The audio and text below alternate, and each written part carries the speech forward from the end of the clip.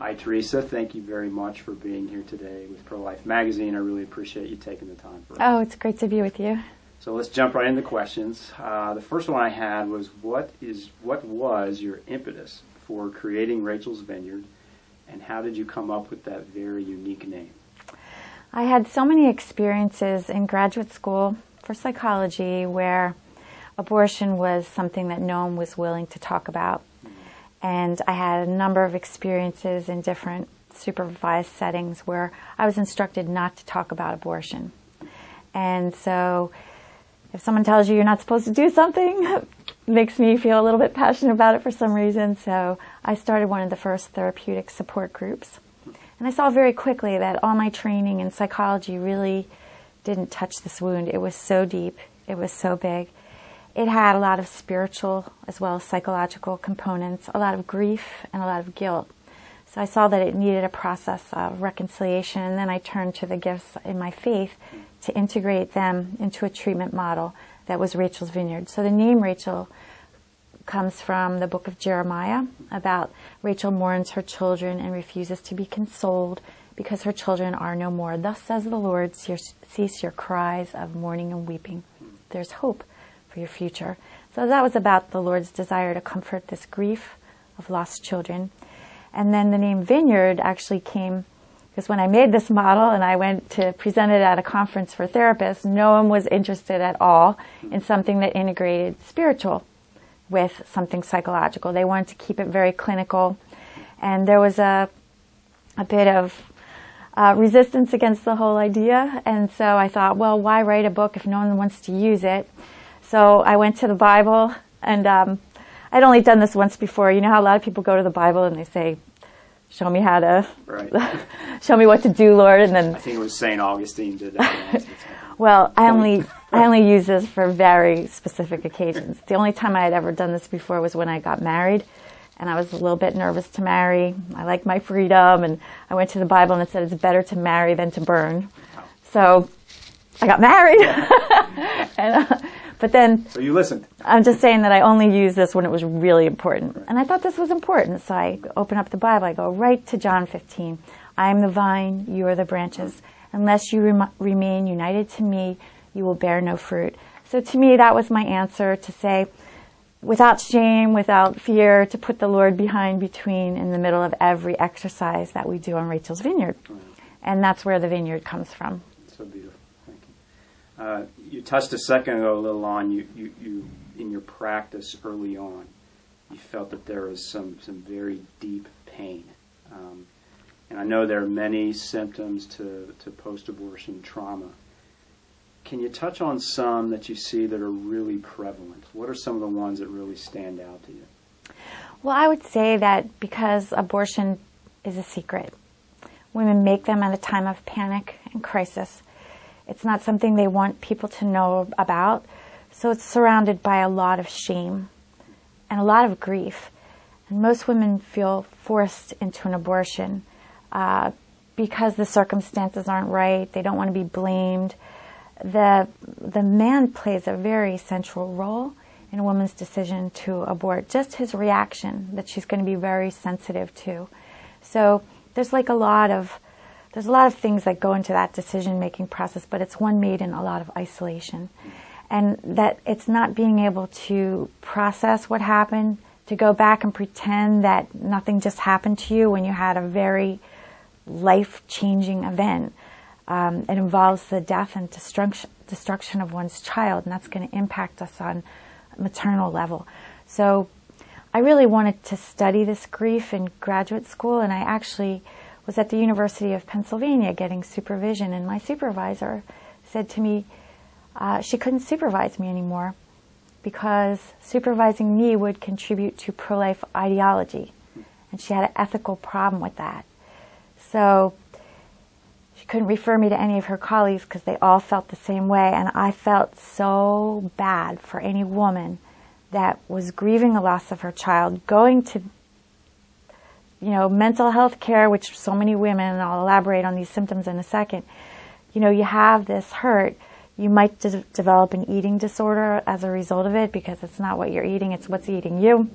And all the addictions where you're trying to numb and constrict your pain. So using alcohol, drugs, these all become ways that people cope, which creates more problems. There's patterns of multiple abortion, multiple, atonement pregnancies, we call them replacement pregnancies, where they want to finish what they started. They've lost something, they want to make up for it. But so many of the situational things are the same. They're not in a good relationship. There's a lot of instability. So people can either do two things when they've had an abortion. They can ignore it and run from the pain with all the drug and alcohol. And you can also run successfully, meaning that you go on to be a workaholic and go on and earn a lot of degrees, and you can, use your intellect to distance yourself from the reality. I suppose the beliefs and the intellectual possession, I call it, that makes it incapable to even look at what's been lost here, because they use ideology to hide under, like my supervisor. And then there's other people, anyone with a history of, say, sexual abuse, which is, the statistics are really not in women's favor. There's a lot of abuse. So they endure, or family, any previous mental health issues, any hurt in the family where they have divorce maybe and they're already experiencing different levels of trauma. Then you have an abortion experience. Sometimes for people it's the straw that breaks the camel's back. These are the folks that have depression and anxiety immediately. These are the folks who really suffer acutely because they don't have the resources, inner resources, or even support or intellect sometimes to be able to cope with it in that way that they can bury themselves in work. And so these are the ones whose lives spiral out of control very quickly.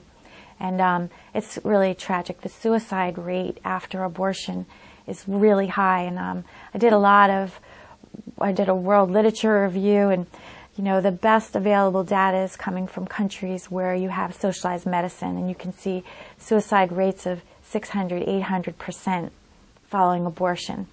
And it's a real serious trauma that can end in tragedy like that, not to mention just people completely going off the track of what God had planned for their lives and what they wanted for their lives. So goals are derailed.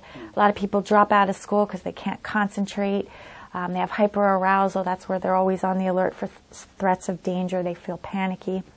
And then a lot of people make decisions that are rooted in their unhealed trauma, like not ever having children because they don't feel worthy to be a mom. So like consequences and decisions that can go on for a lifetime, really. It's interesting, you were talking about ideology, and it sounds like what you were trying to do was just help people in need, right? And forget about the pro-life, pro-choice. It's just these women are in pain. But I'm curious, this sounds like it's been going on for a long time. Let's call the people that support that ideology, of many words for it, pro-abortion, pro-choice. Why is that not, in your experience, why is that not talked about? Why is it downplayed sometimes, or in many cases just outright denied? What's behind that? It's people's personal experiences with abortion, or they're encouraging someone to have one. They don't want to be responsible. Even if you're a counselor who told someone this is the best thing, and then their life falls apart, the last thing someone trying to help another wants to hear is that what you told me to do completely ruined my life and, resulted in a million problems. People don't want to hear that. A lot of the early feminists who laid the groundwork for abortion rights are women who were traumatized by their abortions.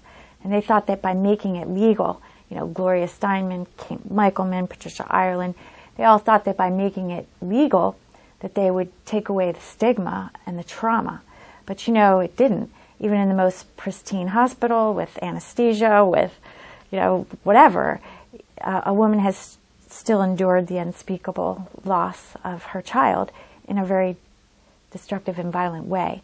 So there's a trauma attached to that. And, without the support, when one's isolated, when you have to keep it a secret, when people don't even want to hear about it because of their own reasons, because of their own support. But I think it's always a personal attachment to abortion because you helped someone get one or you haven't dealt with your own.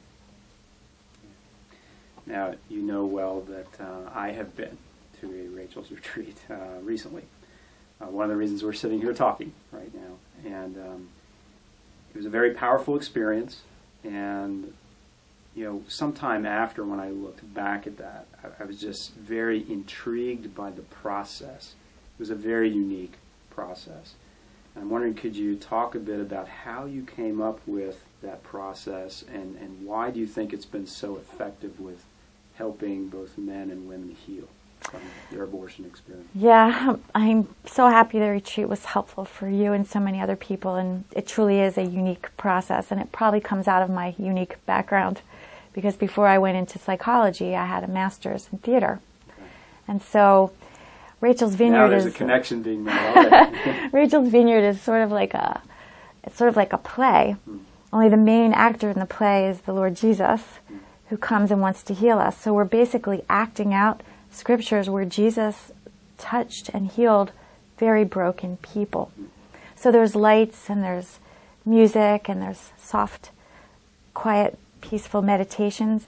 And over the years, as I got deeper and deeper into psychology and was training and teaching many classes as I do now, I learned a ton about brain science. And the latest brain science is saying that victims of trauma do not respond to talk therapy. That sometimes talking about it makes it worse for them. And the best data is showing that a sensory-based treatment is actually the ideal way to deal with trauma victims, where you stimulate the right brain. Now, this is all science, which I don't need to go into for the show, but I can tell you that meditation and prayer stimulates the frontal cortex. It helps people integrate their cognitive and their emotional experience. Because what happens with trauma is that people are in the super alarm, reacting all the time, or defense, or screaming at pro-lifers because they're being triggered, you know, their memories, and so they're going to attack the messenger because they can't process the message. It's too painful. It's opening up, it's like an open sesame to all their unresolved grief and feelings that they've run from or avoided. The other side of that would be a complete numb and detached response. This doesn't hurt anybody. I don't feel anything. I was fine after my abortion. And you know, a lot of people can go through life like that till some other event, perhaps the birth of a wanted child, and then everything splits open for them. They can have postpartum depression and psychosis because the child they're holding is a trigger. Women who struggle with infertility might have been fine until they couldn't have a baby, and then they're going to remember the children they lost. When I teach in hospitals, I'm always surprised to hear the people who work in hospice come to me and say, I have a whole floor of people who are struggling with post-abortion trauma who cannot go into death peacefully. And we actually have teams from Rachel's Vineyard who go bedside to hospitals, to cancer patients, people who are terminal, sometimes old people, because this is something that they might be able to run from for the whole life, but then they fear these spiritual issues. They fear judgment by God, and, you know, they have all this anxiety, and it's not a pleasant time at all. So we do what we can to comfort and compassionately care for, and to show people that their children are actually waiting for them in heaven, and that nothing, as the Holy Father said, is definitely lost, that your children are living in the Lord. And I had that at the retreat. That was a very powerful experience for me because, to be honest, going to the retreat, I wasn't quite sure why I was going, because I did feel that I had been forgiven, but I was missing something, and the retreat taught me what that was. You touched on it some. I'm wondering if there's something else to this. I noticed at the retreat, where the fellow people with me, there was no one there who had a, what I would call, recent abortion experience. In other words, these were 20 plus years, 30, I think in one case, maybe 40 plus years. And it's interesting to me in my own case, and looking around, it's like, why do you think it takes so long sometimes for someone to, you mentioned sometimes it's an event that happens, but I didn't have a specific event. But I'm wondering if there's why does it take so long for someone to seek out healing? I think most people finish their experience with abortion, if they don't go on to repeat it many times, they just never want to think about it again. They're going to move on. They're going to make their life work. They're going to, maybe get married, have a family, and then it's like that might be something grating underneath, but you're not going to think about it because what would your wife think? What would your husband think? There's always that fear of judgment, and I think that creates a great paralysis. I would say that this was always my experience, like your retreat, that people would wait 20, 30, 40, and we saw this post-traumatic stress disorder where it was a delayed reaction that opened up during some of the life events I described to you. And but now, with so much more people healed, the healing releases people from shame. And then we have them out giving their stories, their testimony, there's videos. Like 20, 30 years ago, there was nothing you could find on the internet. You wanted a support group, there wasn't a Bible study, there wasn't websites. Like now, not in the yellow pages, right? Yeah, now there's so much more. So we've really come a long way in educating people. And the key to me is healing, because then you can free those voices to speak the truth that is otherwise hushed. I remember going to a high school and asking how many people knew someone who had an abortion. The whole room raised their hand, and I said, how many of you have ever heard someone tell their story of what that was like for them? Nobody raised their hand. So these stories are critical, the healing's critical, but I would say that now there's retreats that have 10 teenagers, People are coming younger and younger. We have a lot of abortion providers coming, nurses, whose job it is to put back the pieces together to make sure it's not an incomplete abortion. And they have extreme trauma, and they come and they cry and they say, we didn't know where else to go. And siblings of aborted people are coming on, of aborted children are coming on Rachel's Vineyard. So this is just like, it doesn't just affect the woman or even the man, and for too long we saw it as a woman's issue, and it's not. It takes two to make a baby. Yes, that's right. So if someone that's watching this, and obviously with the example you just gave of the high school class, there are many people that know someone that had an abortion, but it can be a sensitive topic, discussing that with someone. But if they see in their close friend, for example, or a family member, some of these symptoms that you're talking about, and they might think this abortion experience had something to do with it, what is the right way to approach them to kind of talk about that issue, and then possibly recommend Rachel's Vineyard Retreat as a pathway to help them? Well, you want to understand that the defensiveness is all about their hurt. So you don't tread harshly on someone's broken heart. You go in with a lot of compassion, and you go in with the desire to listen and to be there for them. Their biggest fear is being judged. And so, while we understand that abortion is the destruction of a child, it's a very personal matter for someone and a painful matter. So with gentle compassion, and I like to suggest to people that they assure the person that they're there for them, that they know this has been a rough road, that they deserve healing, that they're a good person, that you can give Rachel's Vineyard as a gift sometimes. Sometimes people can offer like a Christmas present, a birthday present, because I know you've suffered from this, and I know it's hard for you to talk about. And you know that if you're close to the person, you know that, like you're saying, this is a good question because everybody struggles it. We all love someone who suffered, and yet you can feel so powerless when you know there's something that could help them.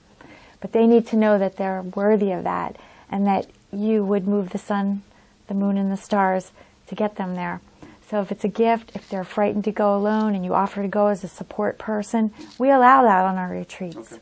So I also think another thing is education. Like, people might not, if you see they're sensitive, give them the thing that they can look at, a brochure or a book, Forbidden Grief, where they can learn about their problem in the privacy of their own room. Because a lot of people are afraid of just breaking down in front of you. So they're going to push you away before those feelings surface. So to give them something or to mail them something that they can open in the privacy. I thought of you when I saw this. You deserve to heal. I love you so much. Let me know if there's anything I can do to help you get there. You deserve it. Those kind of messages. So they might need to step away, if you will, from that personal interaction with you where there's a lot of emotions and be with themselves and read it and think about it. Maybe it's easier for them to come to a decision that way. Well, once you encounter someone's resistance or their outright anger, anger is so much easier and more powerful than grief. You have to see anger as the cover over the grief. So the mistake that I think people make is to step back and say, well, I'm never going to say anything again. She's so sensitive. He's so sensitive. Like, we can never talk about this. And then they go into a fear mode. So they misread the signal. They do, and they fear, and they step back, and then they get mad because she should just do something, and I was just trying to help, right? And look at all the lives you're screwing up, and instead of that gentle, just consistent presence, because some people put that brochure under their mattress, and we hear these stories at our retreats for 4 or 5 years. So when the person's ready, and what makes a person ready is when they feel that they're secure and they're in a stable enough situation to tolerate the pain. And this is why sometimes it takes years. You want to know that your family's going to be there for you. Maybe you have to have other kinds of testing where you test them through things, because no one wants to risk ruining something that's going well, or having people look at them in a different way when you work so hard to become something else. And so you have to have enough confidence in yourself, and that's why some people wait till their 40s and 50s. I tell you, at my experience at the Rachel's Vineyard Retreat, there were a number of counselors who were helping with the process. Absolutely wonderful, compassionate people. And I would think a lot of people out there might be interested in some way becoming involved in Rachel's Vineyard as their vocation, as a ministry, helping either to guide a process, run a retreat, or be a counselor, assistant, something like that. So for people that are listening to this and it's kind of on their heart to do something like that, what can they do? How do they find out about doing this? We actually make it pretty easy for you. Okay.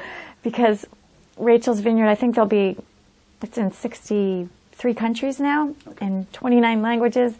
We have 100,000 volunteers involved with this program. Wow, okay. And so we work by mentoring people, and we have a leadership conference every year. Our next one is next summer in July. And then we train them, we give them the background, we give facilitation skills. And it's not rocket science. You follow the manual. It's what we call an empirically validated treatment, meaning that you can't really screw it up if you follow the way it's designed. Just do what it says, right? We just want people with real compassionate hearts who are going to convey this type of love, to embody the love and the life of Jesus Christ as they minister in His name.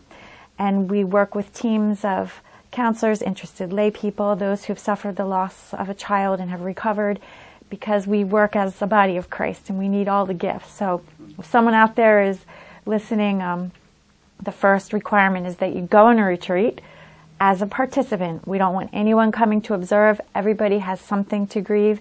And we've found that people who don't deal with their own things, then they are going to inhibit the grief of other people. They're going to find it frightening. So we want the Lord to heal you before you try to help anyone else. Even if that's not abortion, it could be something else. It could be anything. It could be abuse. It could be, any kind of loss or grief, the loss of a loved one. Just so that when someone else cries, you're not going to get upset, because when someone cries, it's contagious. Sure. And if you're threatened by your own issues, whatever they are, you're going to stop that consciously or unconsciously. So we want people to really open their lives and their histories to the Lord. They're also going to realize how hard it is to do that. And then they would never tread with insensitivity in these exercises. We want everyone to feel safe. And we don't have a model where, I'm going to fix you. We journey through the paschal mystery of our own lives, the suffering, the death of the children, the death of the self sometimes that happens in traumatic and we move with Christ into an experience of resurrection. So if you don't know what that feels like in your own life, you're a real lousy facilitator for someone else. So, and people come who, Rachel's Vineyard is so extraordinary in that people come, even professionals come thinking they've seen everything, they know how to handle everything, and the first night they sit with their mouth open. And people who think that Lord healed them or that they did healing many years ago and they've been helping all sorts of people, and we say, we don't care what you've done, you have to go through as a participant. Because the Lord always wants to give us more. Yes. We can't imagine how full and rich and deep He wants our lives to reflect Him. And we kind of come to this place, I think, as humans where we settle. It's like, okay, I did a little healing and I feel better. It doesn't have the hold over me as before, but they have no clue that the Lord wants to take them miles ahead into a deeper peace, a deeper relationship, a deeper sense of, love. And that we cut ourselves off when we don't open ourselves to those kind of experiences. And so it's like you come receive before you try to give. And even if you think you received it all, the funnest part is when people come back and they said, I had no idea there was all this stuff that the Lord wanted to work on. But that's how He is with us. And sometimes He takes our own interest in other people to open up a door that's really meant for ourselves. Interesting. Yeah. Well, Rachel's Vineyard's been around a while, and you've done a lot of things. Like you said, I had no idea you had that many volunteers. That's incredible. But there may be some people listening to this that they probably heard of Rachel's Vineyard, but they don't know all the details. So where can they go to learn more about what you do? And there are probably some people out here, too, that might be interested in supporting the mission because you're a nonprofit organization, yes. Correct? So you need support. Where do they go to do that? You would go to www.rachelsvineyard.org. That's our website. A listing of all the retreats would be there, questions and answers, other people's experiences of the retreat. But it's really a gift to give yourself. So rather than all the fear we were talking about, it's like a Christmas present waiting. Who wouldn't go down and open a Christmas present that's just waiting for you because it's not going to re-traumatize you? A lot of people are afraid if I open this up, I'm not going to function anymore, and it's just not the way it works. People leave dancing and laughing, and I can attest to that. It's that way everywhere, and they're going to move forward in their journey no matter what, and it's just a gift. It's a gift for yourself, so I'll encourage people to learn more about it. Don't be afraid. There's people who understand, who've been there, and you're not alone, and that's half the battle. Well, thank you very much for your time. Thank you for what you did. As you know, we talked about the impact that had on my life, and for obviously thousands and thousands of people. It's a grace of God. Definitely appreciate you doing that for what you've done to date, and of course, Rachel's Vineyard going forward. And appreciate you taking the time today to do this interview. Well, thanks for helping get the word out about it, and we're going to help get the word about your magazine. Great. Yeah. Thank you very much.